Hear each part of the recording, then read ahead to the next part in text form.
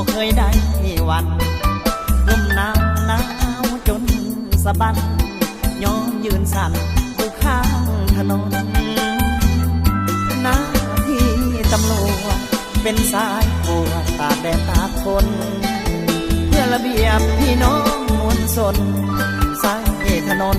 ให้เธอกดจราจรอุบัติเหตุเกิดได้ทุกเวลาบางคนก็เจตนาต่อว่าจราจรหลายแนวว้าใส่ก็ต้องทำใจบ่ได้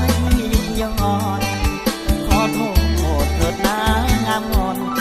ให้อดหลับนอนเพื่อทุกคนตำรวจบางคนแต่งงานบ่ดนต้องไปประจำการยังปากเมียน้องอยู่บ้านต้องประจำการอยู่ข้างถนนชีวิตตำรวจต้องเข้มงวดเพื่อทุกคนเพื่อความปลอดภัยหน้ามนจะสู้จะทนเพื่อชาติเพื่อนาจะหนาวหรือร้อนหนุ่มจราจรอย่างเขาภูมิใจชนบทหรือถิ่นแดนใดเพื่อความปลอดภัยต้องทำให้ดีจะเว้นหรือคืนก็ต้องยืนทำตามหน้าที่เพื่อพื้นดินลาวเฮานี้ปลอดภัยสุขีไอ้นี้ภูมิใจ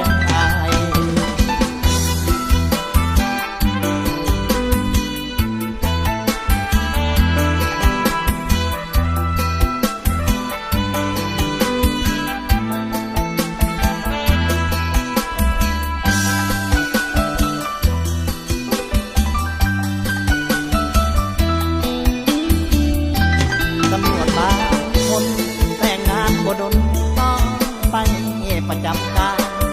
ยังปากเมียน้องอยู่บ้านต้องประจำการอยู่ข้างถนนชีวิตตำรวจต้องเข้มงวดเพื่อทุกคนเพื่อความปลอดภัยหน้ามนจะสู้จะทนเพื่อชาติเพื่อนาจะหนาวหรือร้อนหนุ่มจราจรอย่างเขาภูมิใจชนบทหรือถิ่นแดนใดเพื่อความปลอดภัยต้องทำให้ดีจะเว้นหรือคืนก็ต้องยืนทำตามหน้าที่เพื่อพื้นดินลาวเฮานี้ปลอดภัยสุขีไอ้